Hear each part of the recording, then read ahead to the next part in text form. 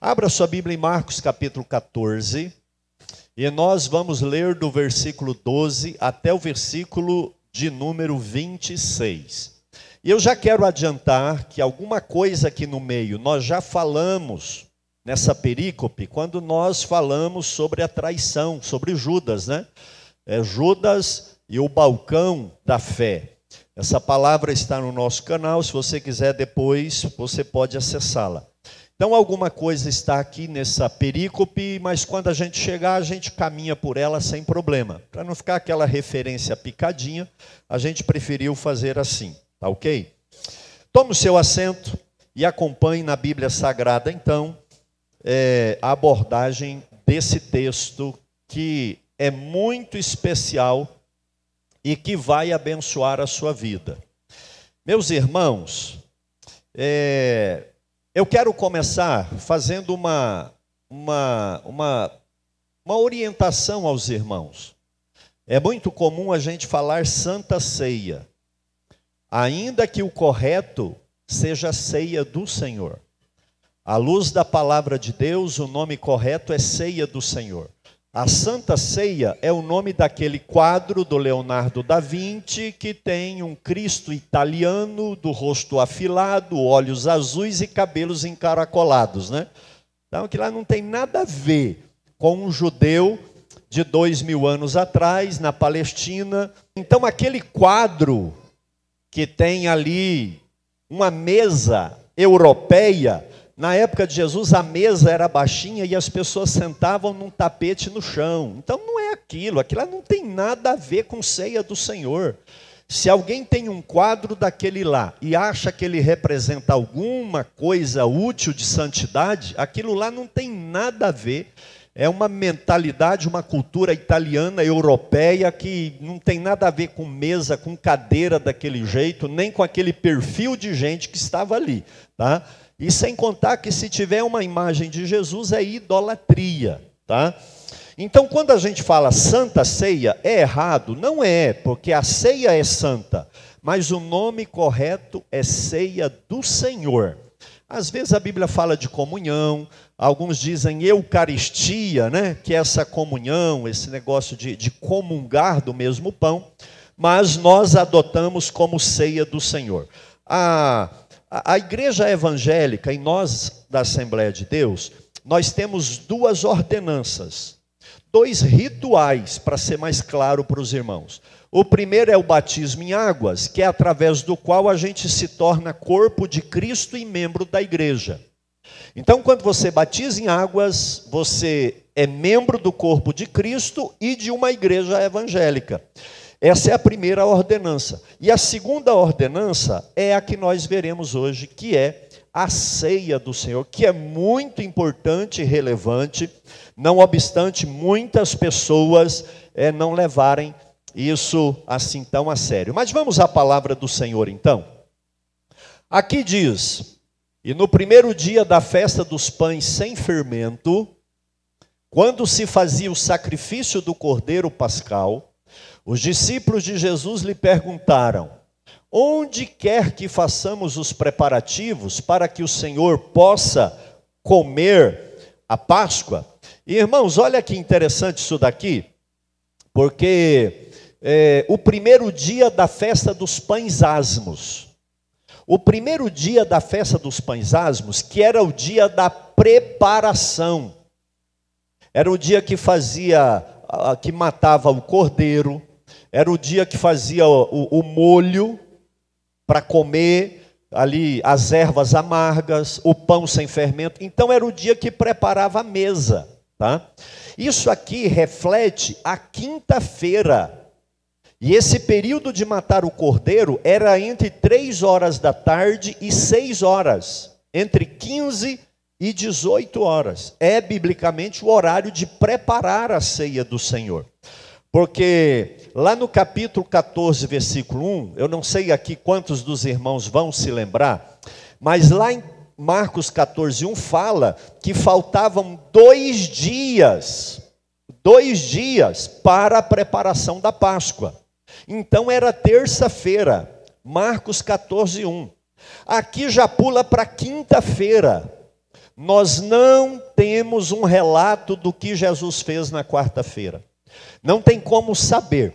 Agora, o que a gente presume é o seguinte: em virtude da dificuldade que foi a terça-feira, porque a terça-feira foi muito acelerada, muito pesada.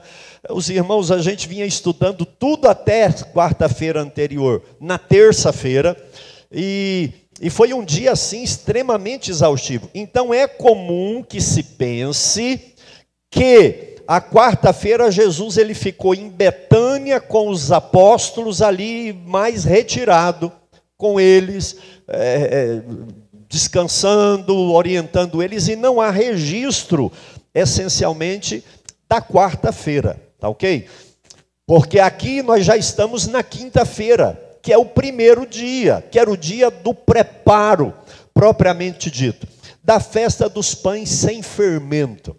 Irmãos, a festa dos pães asmos, ou pão sem fermento, era uma festa de 7 dias. Então ela começava no dia 15 e terminava no dia 21. Preste atenção aqui, do mês de Abibe, ou mês de Nisan, que é a mesma coisa, que é o final de março e o início de abril do nosso mês. Aquele período ali mesmo que a gente tem a Semana Santa. Esse aí é muito assertivo, esse calendário. Então é interessante que a festa dos pães ázimos não é exatamente a Páscoa. Mas como o primeiro dia da festa dos pães asmos é o dia que se come a Páscoa, então emenda. Você tem a Páscoa, que é aquele dia que se come, e os próximos 7 dias são festa dos pães asmos, ou pães sem fermentos. Às vezes é comum na Bíblia a gente estudar a Bíblia e ler, e você vai ver lá que tem referência dizendo Páscoa, pães asmos, que são sinônimos. Por quê? Porque é o mesmo período. São 2 festas em que a Páscoa está dentro da festa dos pães asmos. Assim, só para os irmãos entenderem, porque às vezes faz muita confusão. E veja que era quando se preparava, quando se fazia o sacrifício do cordeiro pascal. Os irmãos lembram lá de Êxodo 12? O cordeiro era preso no dia 10, preste atenção, dia 10 amarrava um cordeiro, macho, sem doença, sem mancha, de 1 ano, e ele ficava de observação do dia 10 de Abibe até o dia 14. Ele ficava 4 dias de observação para ver se não era doente, porque não podia sacrificar para Deus um animal doente. Então, se naquele período ele desse algum sintoma, ele era recusado. No 14º dia, à tarde, esse cordeiro era imolado, era descarnado, ele era preparado, assado, para que fosse comido à noite, na ceia da Páscoa do Senhor. Isso na quinta-feira à tarde.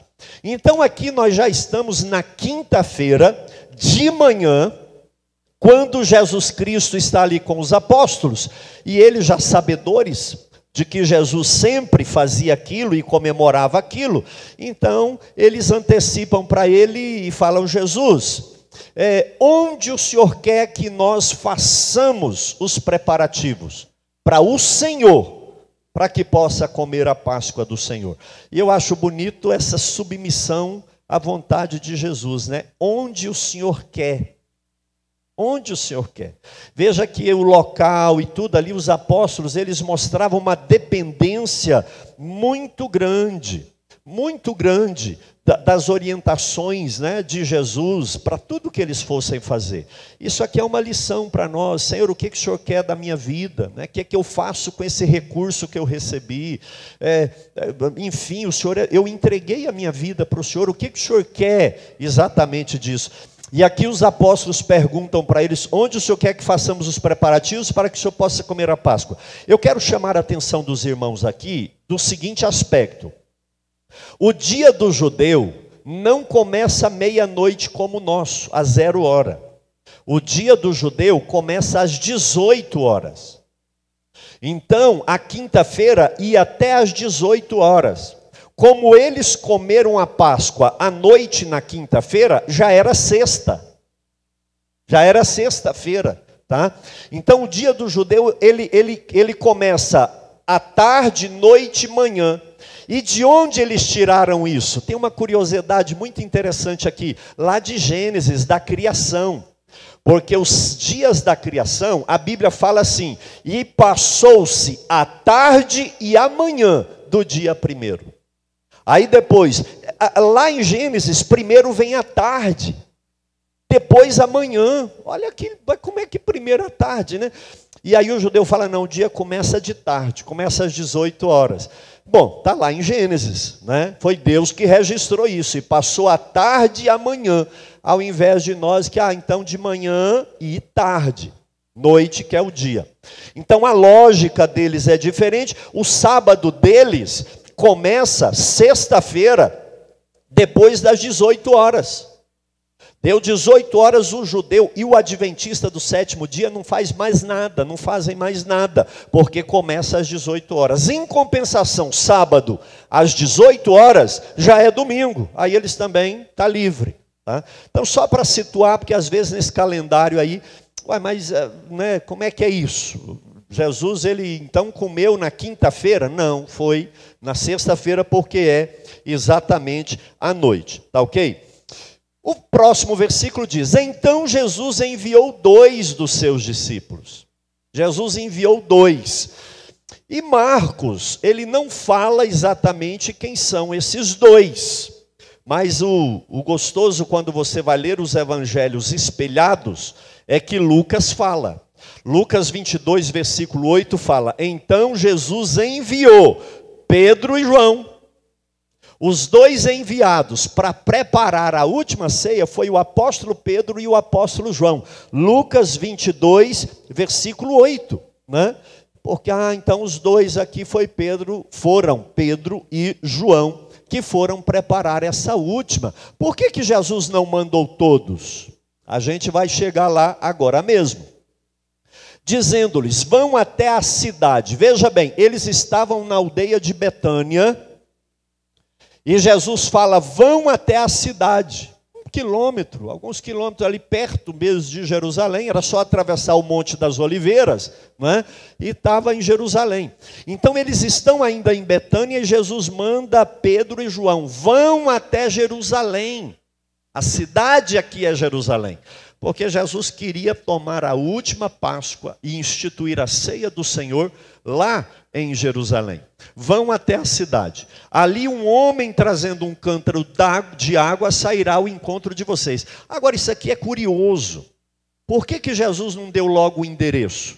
Vocês vão na rua tal e tal e tal e procure a casa dessa e dessa maneira. Ou por que ele não falou o nome do dono da casa? Que os apóstolos João e Pedro também saberiam. Então, por que ele envia Pedro e João e não todos? E por que ele não dá o endereço? Ele fala um enigma. Vocês vão entrar na cidade e vai vir um homem com um cântaro, com um pote de barro com água na cabeça. E aqui é curioso, porque carregar água naquela época era serviço para as mulheres ou crianças. Os homens iam para a roça, para a lavoura, trabalhar com boi, com gado, iam para a guerra, não é? Eram militares.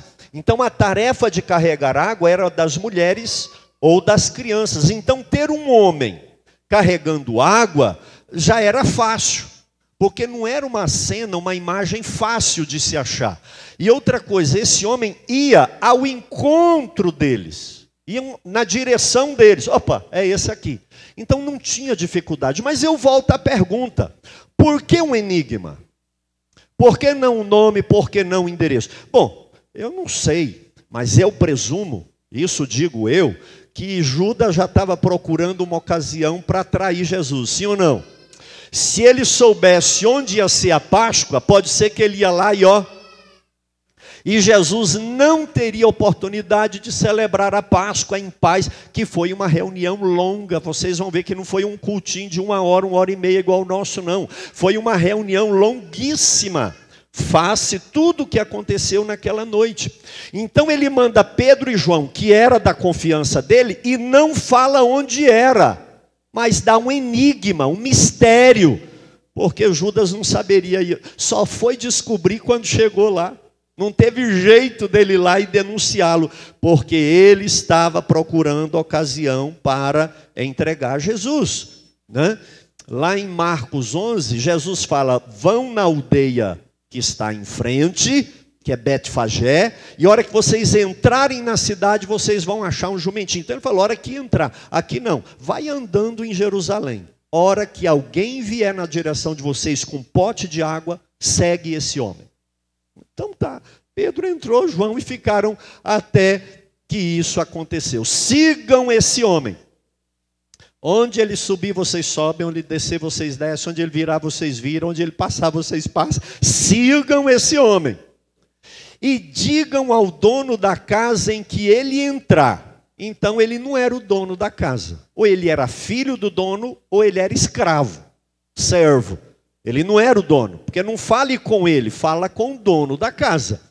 Diga para o dono da casa que o Rabi, o mestre, o Senhor, pergunta. A hora que o dono saiu, o mestre pergunta. Olha que a pergunta já era uma senha. A pergunta era uma deixa. Onde fica o meu aposento no qual comerei a Páscoa com os meus discípulos? E aqui, irmãos, eu acredito que é igual o caso da jumentinha.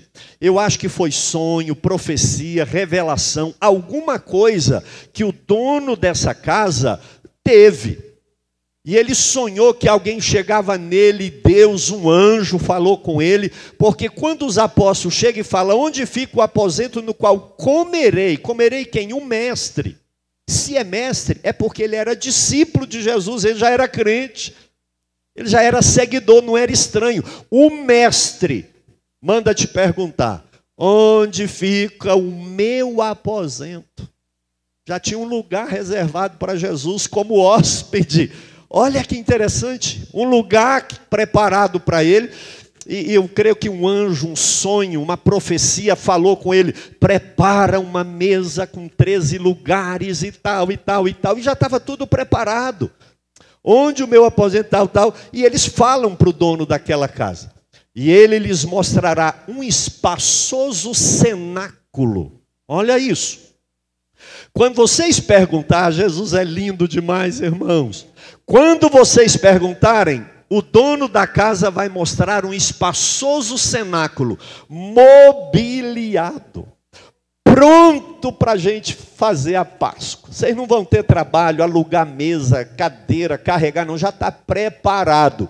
Ali façam os preparativos. Preparativos o quê? Assa o cordeiro, prepara o pão, ajeita a erva amarga, faz o molho, arruma tudo direitinho. Para a hora que a gente chegar, está tudo pronto. E quinta-feira de manhã. E eles foram então.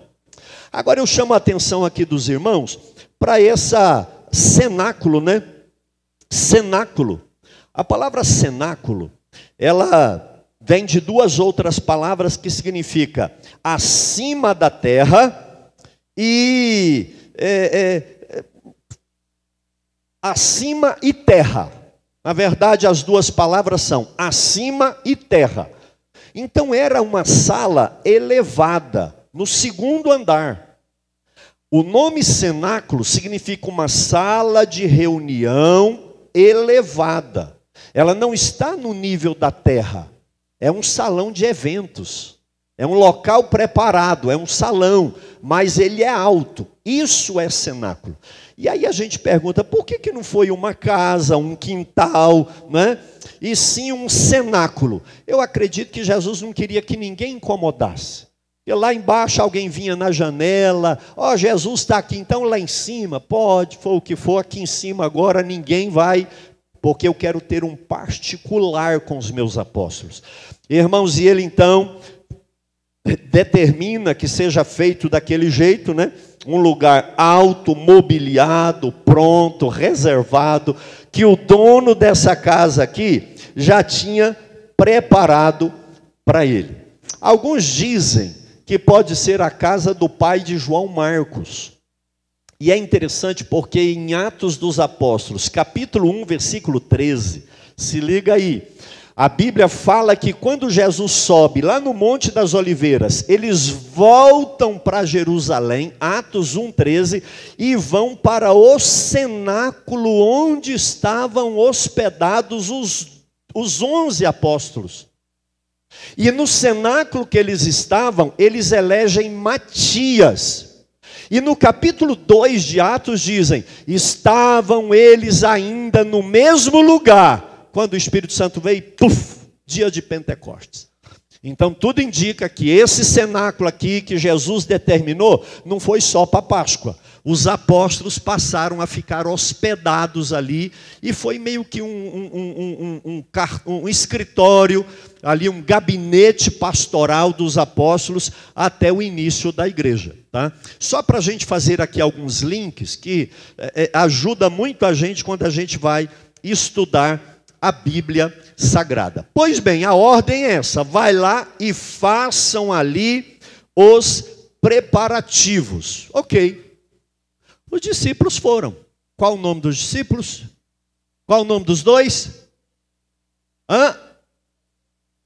Vem comigo, distrai não.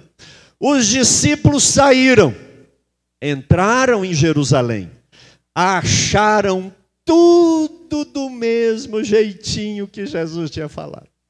Olha que glória, irmãos, que coisa maravilhosa. Eles entram, sobe, desce, de repente vem um camarada com um pote de água na cabeça, na direção deles. Passou, eles seguiram. Subiu, desceu, e deu tudo certinho. O mestre mandou perguntar onde é o lugar dele, o aposento dele, para ele comer a Páscoa. É aqui, entra que eu vou mostrar para vocês. E a Bíblia fala que eles chegam lá, estava tudo preparado, a mesa, as cadeiras, o tapete, tudo arrumado. Era só preparar a comida. Então vamos embora, Pedro. Então vamos embora, João. Pega ali a erva amarga e cordeiro, põe para cozinhar, ajeita. E eles prepararam aqui então o que seria o ritual da Páscoa. Aqui eu quero abrir um parêntese, exatamente, porque fala que eles prepararam para a Páscoa. Irmãos, a Páscoa do judeu, há 2000 anos atrás, ainda tem algumas variações, mas basicamente é isso daqui. Mas vamos entender um pouquinho como que era o ritual da Páscoa de um judeu? Pois bem, todo homem de 12 anos para cima, ele tinha que tomar Páscoa, participar da Páscoa lá em Jerusalém. Ele tinha que dar um jeito, né? Então ele era obrigado a ir lá e tomar a Páscoa. E era aquilo que eu falei para os irmãos. No 10º dia amarrava o cordeiro, 14º matava, descarnava, arrumava, e a hora que virava ali às 18 horas, eles comiam à noite. E como que era esse ritual da Páscoa do judeu? Preste atenção, primeiro, o chefe da casa, o pai, ele reunia a família em volta da mesa, já preparada a Páscoa, e ele fazia uma oração de gratidão a Deus. Então ele orava, o pai fazia uma palavra de oração, e depois dessa palavra de oração, todos os adultos daquela mesa bebiam uma taça de vinho dissolvido em água, para não ficar forte e todo mundo ficar alegre demais fora da hora. Então eles davam uma raleada no vinho e já bebia a primeira taça. Era o ritual da Páscoa lá naqueles dias. Depois da taça de vinho, o que vinha logo em seguida? Erva amarga. Erva amarga. Meu filho, passa aí. E eles pegavam aquela alosna. Quem já bebeu chá de alosna? Boldo. Quem conhece boldo? E, irmãos, e eles pegavam aquelas ervas amargas e comia fazendo careta. Aí as criancinhas falavam, papai, para que comer essa coisa ruim? O pai falava, um dia nós fomos escravos no Egito. E falava como que foram os anos de escravidão. Hoje nós estamos na nossa terra, mas teve um dia que a gente apanhava e não tinha horário, e contava o tempo de escravidão. A erva amarga era para lembrar o tempo de escravidão lá no Egito. Irmãos, olha que legal. Infelizmente, nós somos um povo e uma geração que não tem cultura, que não tem história, né? A gente acaba com os nossos heróis, com os personagens que nos trouxeram até aqui de verdade, e fica curtindo e aplaudindo essas porcarias pop que tem por aí, né? Histórias inventadas, gente marginais que são tidos como personagens de valor. A bem da verdade, as pessoas que nós deveríamos contar a história do papai, gente que a família veio lá da Europa há 3 ou 4 gerações e você nem sabe de onde vieram seus pais. Fala para mim o nome do seu tataravô.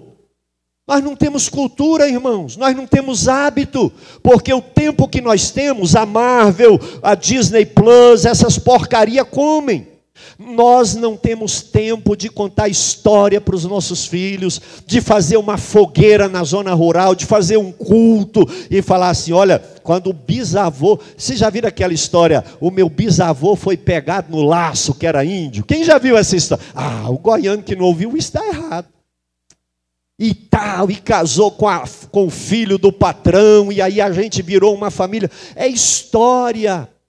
Então a gente não valoriza isso. A criancinha estava fazendo careta, comendo a losma, comendo boldo, e o pai dizendo, você acha que essa folha está ruim? Ruim é ser escravo. E se nós não obedecermos a Deus, a gente volta a ser escravo de novo. Ah, pai, me dá mais uma losma aí, me dá mais um boldo aí. Não é? Então aquilo inculcava na cabeça da criança que se não obedecer a Deus é castigo, é escravidão. Eu estou falando sobre a Páscoa do Senhor. Enquanto eles estavam comendo, o pai estava explicando porque a noite da Páscoa era diferente de todas as outras noites. A gente foi escravo. A gente não mandava em nós, os nossos filhos foram afogados no rio Nilo, até que um dia Deus abriu o mar vermelho e nós saímos. Aí ele contava a história do cordeiro. E a hora que chegava na parte do cordeiro, sabe o que eles faziam? Eles cantavam um hino chamado Halel. O Halel, na verdade, é um cântico, significa louvor, a palavra Halel. São os salmos 113 até o 118.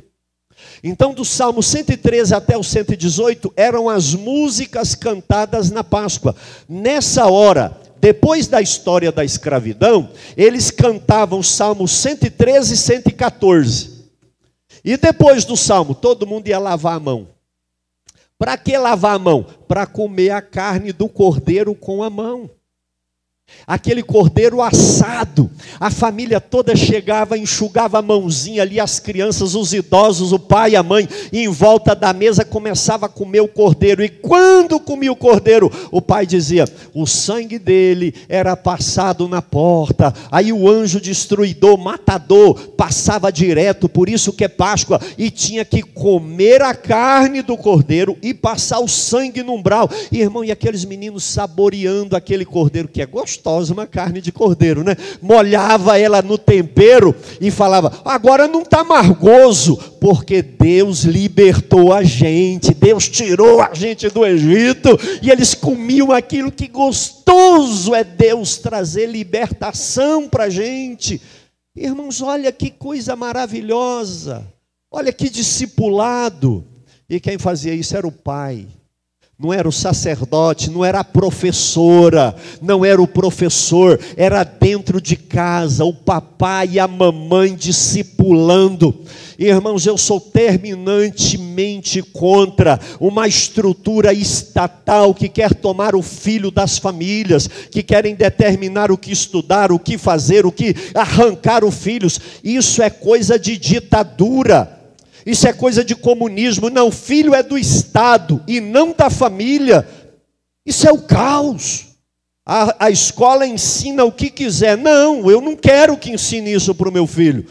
Então nós precisamos orar para que Deus liberte a educação nesse país e nas universidades de modo geral. Porque hoje é goela abaixo mesmo, irmãos, não tem jeito. Mas veja aqui que quem ensinava era o pai e a mãe, e eles comiam aquele cordeiro logo em seguida, com pão sem fermento. Comeu o cordeiro, já pegava aquele pão sírio. Quem conhece o pão sírio? Aquele pão fininho, sem fermento, né? E eles comiam aquele pão, e o pai dizia assim: meu filho, esse pão não tem fermento, sabe por quê? Primeiro, não deu tempo de pôr a massa para fermentar e levedar.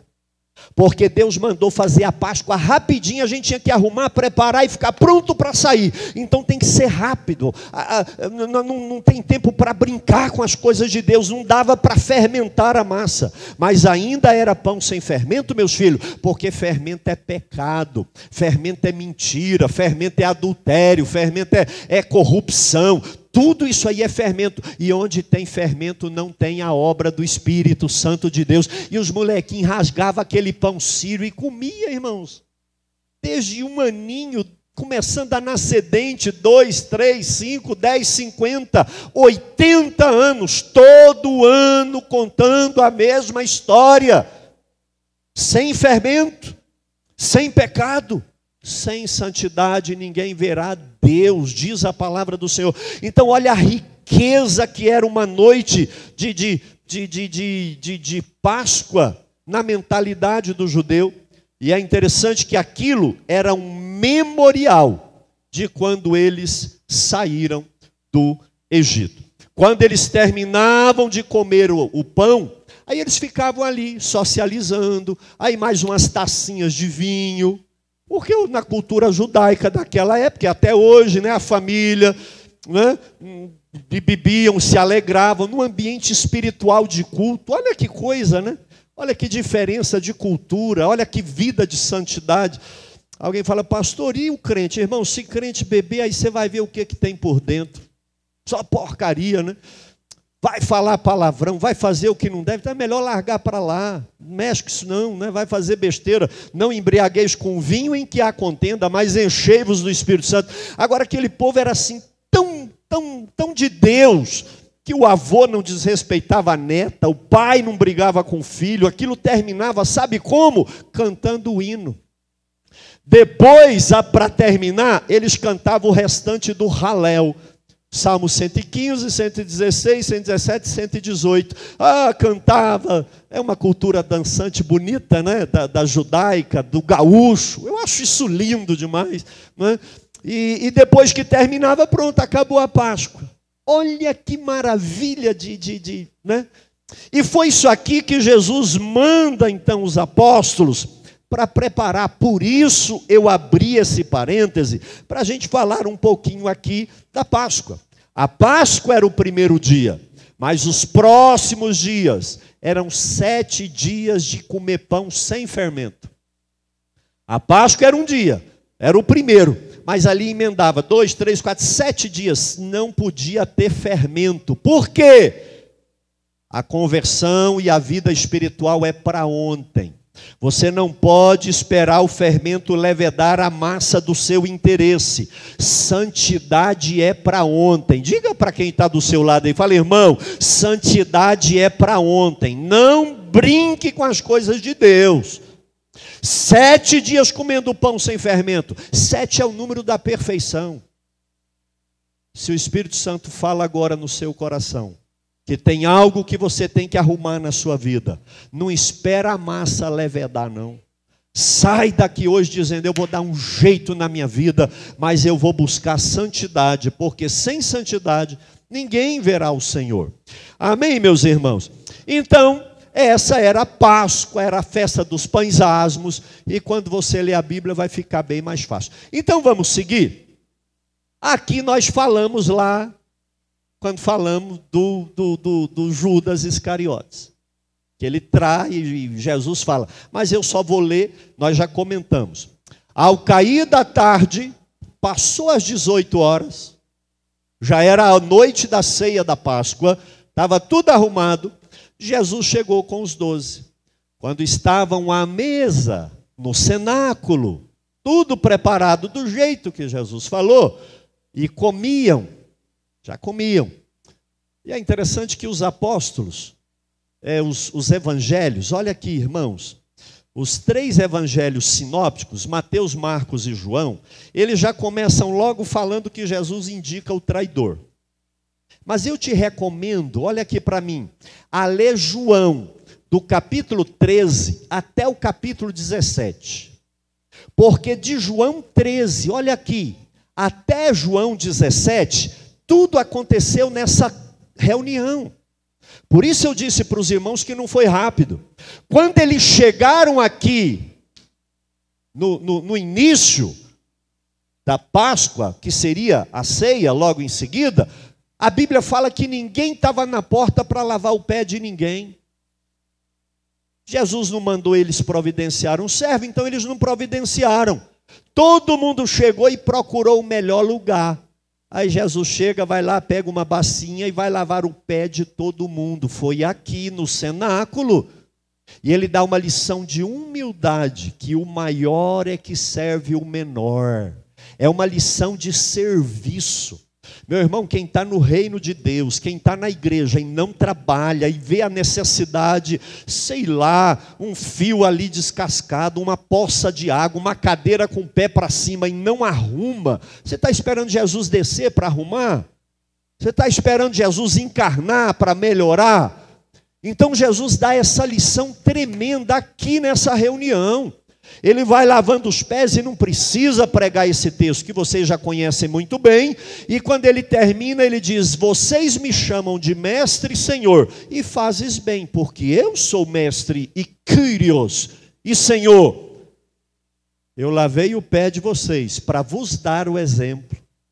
Porque no reino de Deus é o maior que serve o menor, é o maior que estende a mão, o maior é que libera perdão. O maior é quem perdoa, o maior é que ama mais, o maior é que lava o pé. Olha que coisa, irmãos, né? É uma inversão em relação aos valores da sociedade. A sociedade, os grandes estalam o dedo, Thanos, né? Os grandões, ó, aí corre alguém para, sim senhor, né? No reino de Deus não, é o maior que serve o menor. Jesus disse em Marcos 10, 45, porque nem o Filho do Homem veio para ser servido, mas veio para servir e dar a sua vida em resgate de muitos. Então ele dá uma lição de servo.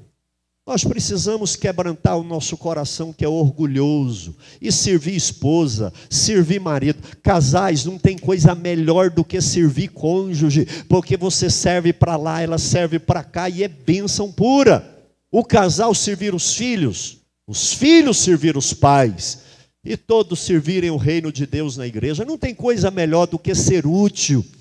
E aqui quando estavam à mesa comiam, e já tinham lavado o pé, já tinha passado. Por isso eu abri esse parêntese aqui.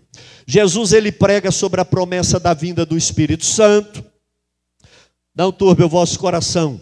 Crede em Deus que eu não vos deixarei órfão. Eu virei e levarei vocês para mim mesmo. Mas agora, até que eu venha, eu vou enviar o Consolador. Foi um sermão, foi um estudo bíblico de Jesus para os 12, maravilhoso. Eu vou enviar o Espírito Santo que o mundo não pode receber, mas vocês conhecem, vocês vão. E os 12 ali, irmãos, até o danado endemoniado Judas, né?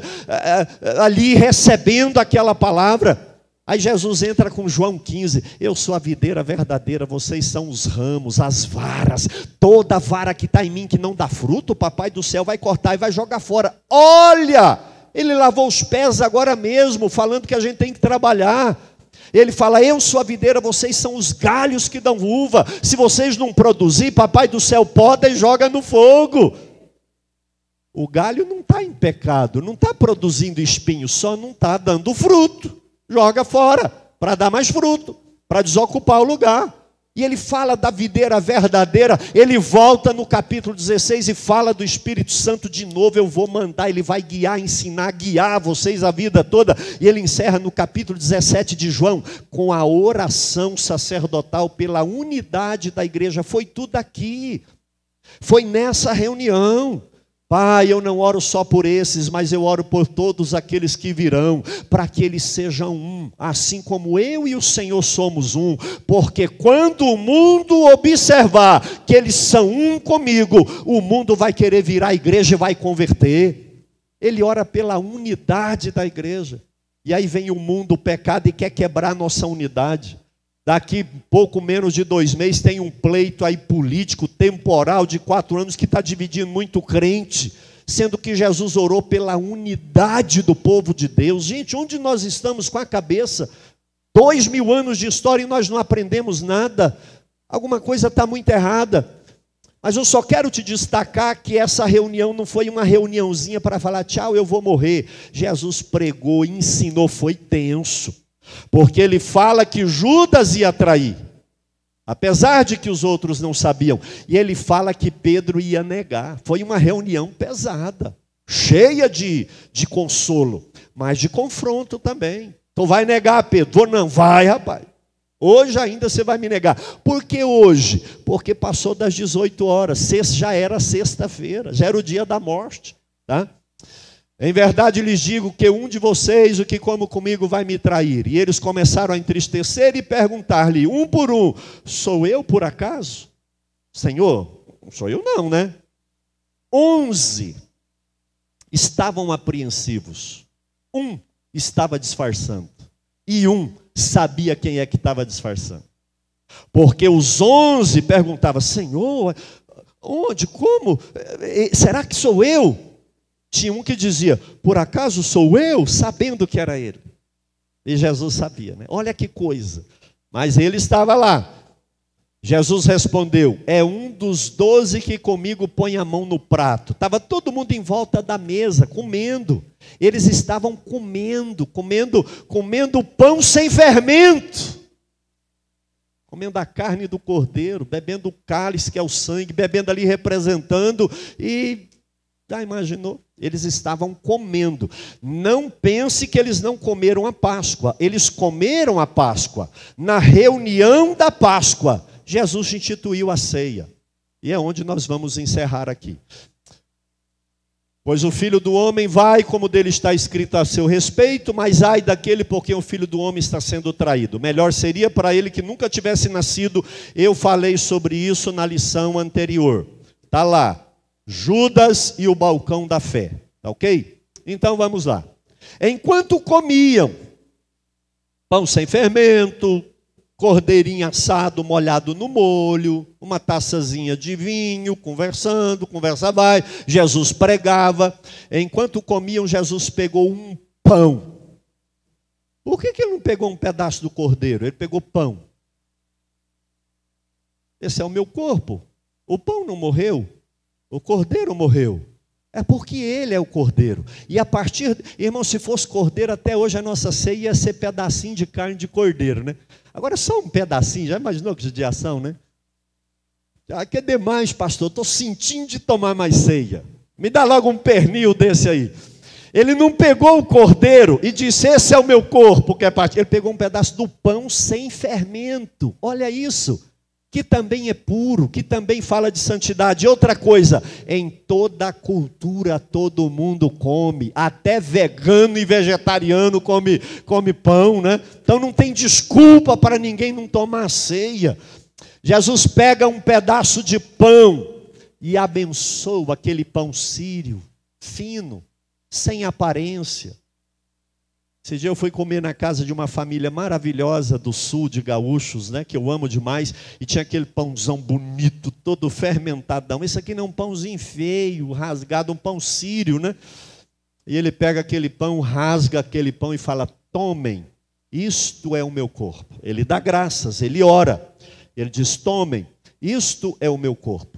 A seguir, Jesus pegou um cálice, tendo dado graças, o deu aos seus discípulos. Depois que comeram o pão, que ele foi rasgando e dando um pedaço para cada um. Ele pega um cálice de vinho ali, dissolvido naturalmente, e bebe, e fala, agora é o meu sangue que é repartido por vocês. E todos eles bebem, e ele fala assim, Jesus pegou um cálice, sendo dado graça, deu aos seus discípulos, e todos beberam dele. Olha isso aqui, irmãos. Todos beberam dele.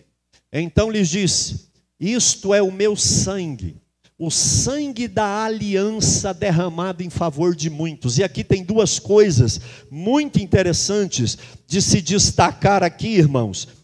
A nova aliança. Desde o Antigo Testamento, Deus já tinha revelado que faria uma nova aliança.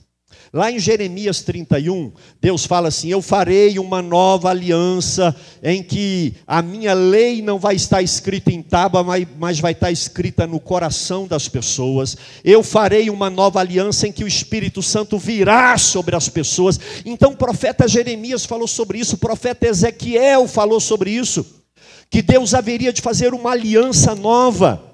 E agora Jesus pega aquele cálice e diz: esse cálice é o cálice da aliança no meu sangue. É uma nova aliança. Já não é mais a aliança da Páscoa, que o judeu saiu do Egito. É a aliança da ceia, que o ímpio, o pecador, o judeu ou o gentil, ele passa a ser cidadão do céu. Agora é uma nova aliança. É algo novo. E Paulo chega a dizer: onde não tem judeu e nem gentil, onde todos são uma só pessoa em Cristo Jesus, a barreira de separação foi quebrada. Então Jesus, ele faz essa revolução, essa mudança, e ele diz: esse sangue é o sangue da nova aliança. Irmão, tomar ceia é muito melhor do que comer Páscoa, é muito mais significativo, e nós precisamos fazer isso. E você que é pai e mãe, explique para os seus filhos o que é Páscoa. Em verdade lhes digo que nunca mais beberei do fruto da videira, até aquele dia. Preste atenção, já era sexta-feira, daqui a pouco ele ia ser preso no Getsêmani, julgado pelo Sinédrio e pelas autoridades romanas, e crucificado naquele dia. Então ele está dizendo em verdade. E quando ele fala em verdade, ele está dizendo solenemente, irmãos. Seria como se eu quisesse dar ênfase em alguma coisa e dissesse: irmãos, atenção, é solene. Então quando Jesus diz em verdade, ele está dizendo solenemente. Ele está dizendo: olha, eu estou dizendo com convicção. Nunca mais beberei do fruto da videira aqui, até aquele dia em que eu beberei o vinho novo. Irmãos, é um vinho que ser humano nunca bebeu, é um vinho novo, é um vinho do céu, é uma bebida assim maravilhosa, é algo sobrenatural, o vinho novo no reino de Deus. Então vai ter comemoração, vai ter vida, vai ser algo assim que vai valer muito a pena. E ele encerra dizendo: e tendo cantado um hino, que muito provavelmente é o final do Halel, né? E aí ele encerra e rompe dali para o Monte das Oliveiras, onde é o Getsêmani, e nós vamos falar disso semana que vem, tá ok? Semana que vem nós vamos falar de Jesus Cristo no sofrimento terrível, e o que foi aquilo. Mas vamos lá, rapidamente para a gente terminar aqui. Irmãos, por que Jesus institui a Páscoa, a ceia na noite da Páscoa? Porque tem um paralelo. O que a Páscoa, preste atenção aqui, agora é solene, em verdade. O que a Páscoa representava para o judeu que deixou de ser escravo do Egito, a morte de Cristo e a aliança que nós temos no sangue dele, que nós comemoramos na ceia, é a nossa libertação do mundo, do pecado e do diabo. Nós somos livres do inferno, amém, irmãos? E isso foi na morte de Jesus Cristo. E é exatamente, não foi por acaso, não é coincidência. Oh, que coincidência, a nossa ceia no dia, não. O Cordeiro de Deus morreu no dia que tinha que morrer. E ele dá a carne dele para nós comermos. Agora, além do sangue, está no portal, porque a casa que tinha sangue, o anjo da morte não entrava. Nós temos que ter o sangue de Cristo, mas temos que comer a carne do Cordeiro lá dentro. Não existe segurança fora de Cristo. A casa do judeu, que tinha sangue na porta, e o povo comia a carne do Cordeiro, era o lugar mais seguro do Egito. O anjo da morte matou o filho de Faraó no palácio, mas não matou nem o filho mais velho, o filhote de um cachorro. Porque não tem lugar mais seguro do que aquele que está debaixo da autoridade do sangue de Cristo e dentro da casa das pessoas que tomam ceia. Irmão, ceia é segurança. Eu tenho pena de crente que não toma ceia. Não tem segurança fora de Cristo. Não tem segurança na vida de quem, por conta do pecado, do prazer ou da falta de conversão, ele não toma ceia. Tomar indignamente é pior. Eu estou falando de tomar ceia com a vida no altar. É por isso que a Páscoa dá lugar para a ceia do Senhor. Primeira grande aplicação, eu teria mais o que falar, mas o tempo não me permite. Segunda lição que nós aprendemos aqui: o corpo e o sangue. Existem algumas igrejas que acreditam na transubstanciação. Dentre elas a igreja romana, a igreja católica. Eles acreditam que quando reza para aquela hóstia e aquele cálice, aquilo muda a substância, aquela farinha e aquele vinho vira sangue de verdade e vira corpo de verdade. As doutrinas romanas acreditam na transubstanciação da hóstia e do cálice. E eles chegam a dizer o seguinte, que se o que sobrou tem que guardar, porque aquilo é o corpo de Cristo. Ao ponto extremo de que se alguém colocar na boca e vomitar, tem que ir lá pegar a hóstia e comer, porque é o corpo de Cristo. Porque muda a substância. Existem igrejas que acreditam na consubstanciação. Igreja luterana, algumas igrejas reformadas. O que é isso? A matéria não muda. O vinho continua sendo vinho, o pão continua sendo pão. Só que a presença mística espiritual de Cristo está lá de verdade. Não muda. Mas depois que dá graça, ali tem algo espiritual naquele pão. Algo espiritual naquele cálice. É a consubstanciação. E existe a representação. O que é a representação? Não muda a natureza e nem Jesus vem derramar sangue e morar ali naquele pedaço de pão, não. Aquilo lá representa de forma simbólica pela fé. E irmãos, olhem aqui para mim, eu já estou terminando. Quando Jesus pega aquele pão e dá graças, ele está aqui, o pão está aqui. E ele rasga e dá o pão. Ele não fala, Pedro, morde aqui. Ô Tomé, morde aqui. Ô Alfeu, não, ele dá o pão. Ele está fora. É distinto. Então nós, Assembleia de Deus, acreditamos e defendemos uma teologia da representação simbólica. Aquele pão representa o corpo de Cristo. Aquele cálice representa, e por isso é um memorial. É um memorial. O memorial não é a coisa, ele traz a memória. Então, quando você pega aquele pão, pela fé, ora, onde tem 2 ou 3, Jesus está lá. Então ele está, mas não é no pão. E nem o pão transformou.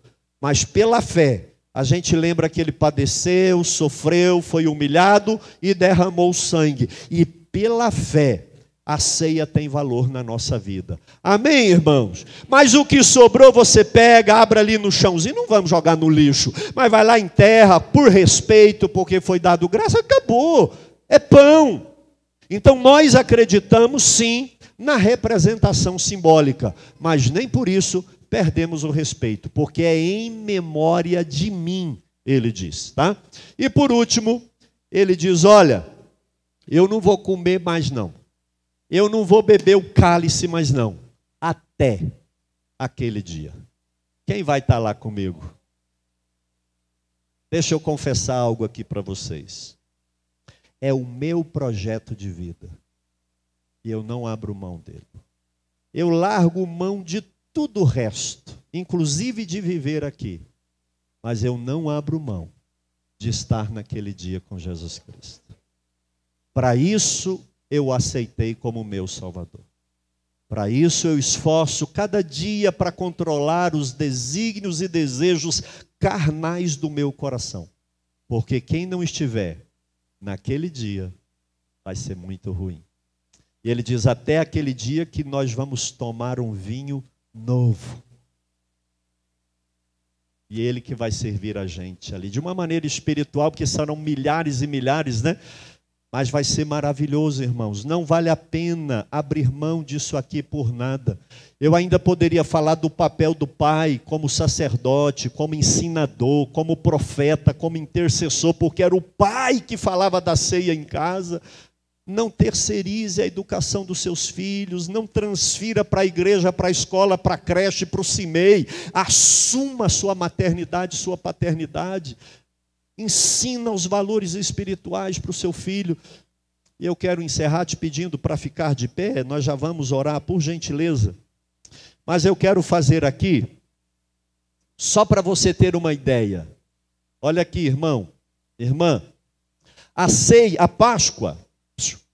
Páscoa apontava para o futuro. Um dia o Messias virá, e ele será o Cordeiro que vai tirar o pecado do mundo. Então, e é interessante que o Jesus foi exatamente quando eles estavam falando disso e os judeus não enxergaram, né? Interessante. Então a Páscoa dizia, um dia o Messias virá. A ceia aponta para o passado. Um dia o Messias já veio, há 2000 anos atrás.